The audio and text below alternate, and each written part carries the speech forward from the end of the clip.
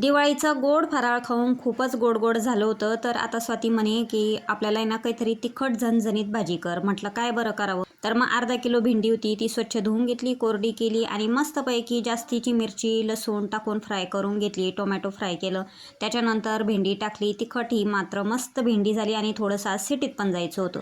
आता रात्रीची पण थोडीशी भाजी होती, नंदनबाई आलेल्याच होत्या, तर त्यांची जी भाजी केली होती मी त्यांना पनीरची, ती पण भाजी भरपूर शिल्लकची राहिलेली होती. मग हे असं काही फराळाचं पनीरची भाजी, भेंडीची भाजी, चपाती असं आम्ही वाढून घेतलं. मस्तपैकी जेवण केले आणि सिटीत निघालो. तसं म्हटलं तरी हा व्हिडिओ करून जवळपास 8 ते 10 दिवस झालेले आहे. परंतु आपल्या यूट्यूबचे असे काही नियम नाही की तुम्ही व्हिडिओ अपलोड करू नका. व्हिडिओ शूट झालेलाच होता, तर म्हटलं चला अपलोड करायला काही हरकत नाही.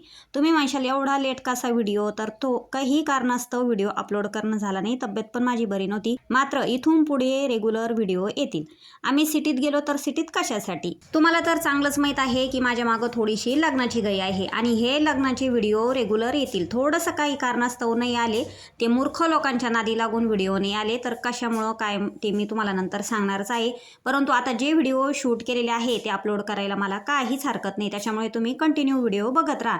व्हिडिओ जर आवडले तर लाईक, शेअर आणि सबस्क्राईब करायला अजिबात विसरू नका. सिटीत गेलो साड्यांच्या दुकानात तर खूप काय अशी गर्दी होती. त्याच्यानंतर नंबर वगैरे लावून साड्या घेऊन टाकल्या.